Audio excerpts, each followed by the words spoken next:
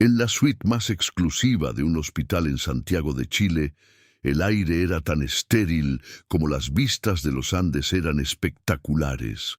Aquí, donde el dinero compraba la última tecnología y el silencio de los pasillos, Ricardo Valenzuela, un magnate inmobiliario de 45 años, vivía su mayor fracaso. Su hijo de 10 años, Lucas, yacía en una cama, pálido y desconectado del mundo, prisionero de una enfermedad que los mejores especialistas del planeta no podían nombrar ni curar. Ricardo, con su traje de miles de dólares y su expresión de control absoluto, miraba el monitor de signos vitales como si pudiera forzar a los números a cambiar con la pura fuerza de su voluntad. Una batalla que, por primera vez en su vida, estaba perdiendo estrepitosamente.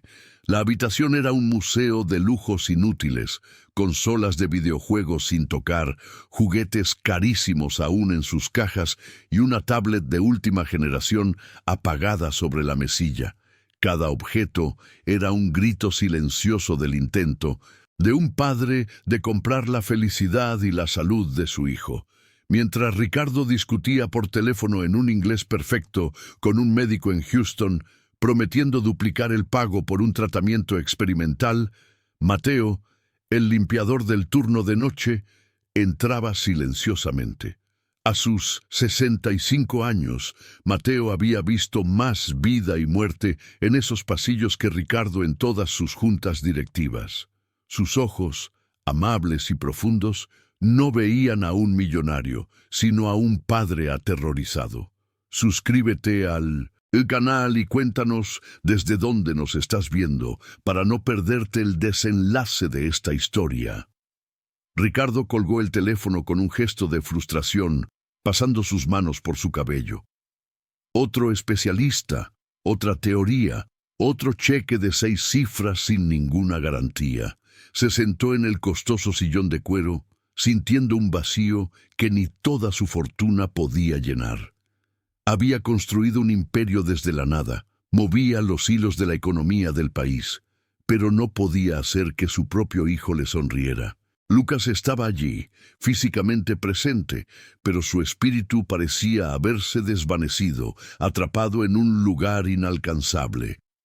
Cada pitido de las máquinas era un recordatorio de su impotencia, un eco de su fracaso como padre, un papel mucho más importante que el de empresario exitoso.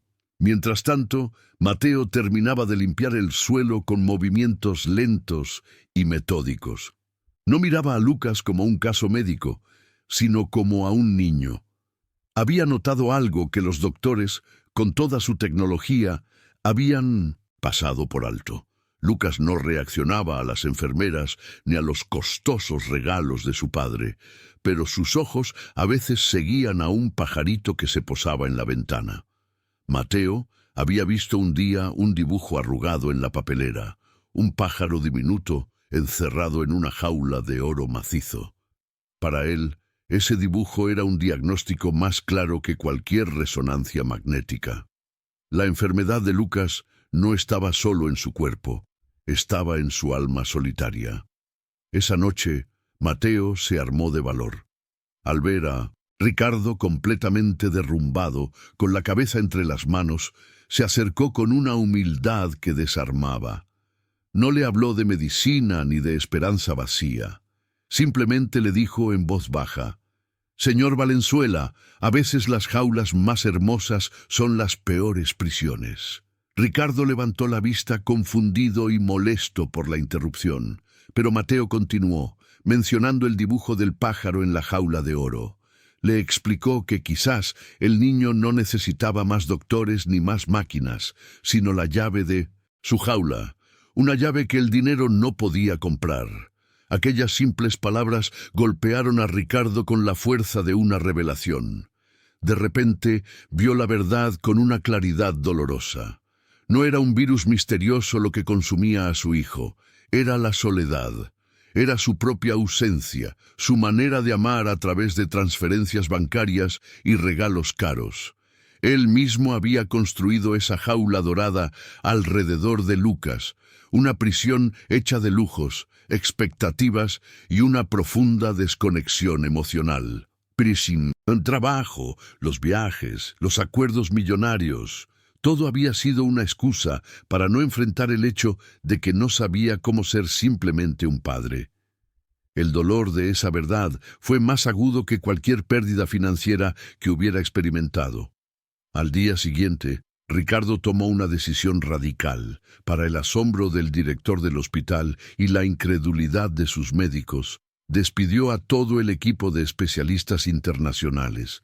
Ordenó que desconectaran la mayoría de las máquinas y se sentó al lado de la cama de su hijo. No le habló de nuevos tratamientos ni de viajes a clínicas en el extranjero. En su lugar, con la voz quebrada, empezó a contarle historias de su propia niñez, de cuando era pobre y jugaba en las calles de un barrio humilde, de cómo su propio padre, un simple carpintero, le enseñó a pescar en el río. Le confesó a su hijo dormido sus miedos, sus errores y su arrepentimiento. Le pidió perdón por no haber estado allí, por haber pensado que los cheques podían reemplazar los abrazos y las conversaciones. Habló durante horas, vaciando su corazón de una manera que nunca antes había hecho. Y entonces ocurrió el milagro que ninguna ciencia pudo lograr. Una lágrima solitaria rodó por la mejilla pálida de Lucas. Sus dedos se movieron ligeramente y buscaron la mano de su padre. Luego, con un susurro apenas audible, dijo una sola palabra: «Papá». Fue el sonido más valioso que Ricardo había escuchado en toda su vida. Ese fue el verdadero comienzo de la curación. Ricardo sacó a Lucas del hospital y lo llevó a una modesta cabaña en el sur de Chile, el mismo lugar donde había pasado los veranos de su infancia. Cambió las juntas directivas por caminatas en el bosque y las llamadas de inversionistas por fogatas bajo las estrellas. Juntos, padre e hijo aprendieron a conocerse de nuevo. No había lujos, solo tiempo. No había tecnología, solo conexión. Poco a poco, Lucas comenzó a recuperar el color, el apetito y, lo más importante, la risa. La misteriosa enfermedad se desvaneció tan inexplicablemente como había aparecido. ¿Te está gustando esta historia? Deja un like y suscríbete al canal. Ahora continuamos con el vídeo. El vínculo que crearon fue más fuerte que cualquier imperio que Ricardo pudiera haber construido. Entendió que la verdadera riqueza no estaba en sus cuentas bancarias, sino en el tiempo compartido, en la vulnerabilidad de admitir sus errores y en la simple alegría de ver a su hijo correr libre y feliz. Decidió vender una parte significativa de su conglomerado y, con esos fondos, creó una fundación dedicada a ayudar a niños que sufrían enfermedades psicosomáticas, ofreciendo apoyo familiar y terapia centrada en la reconexión emocional. Mateo, el humilde limpiador, fue nombrado miembro honorario de la junta directiva. Ricardo nunca volvió a ser el mismo hombre. Siguió siendo un empresario exitoso, pero sus prioridades habían cambiado para siempre.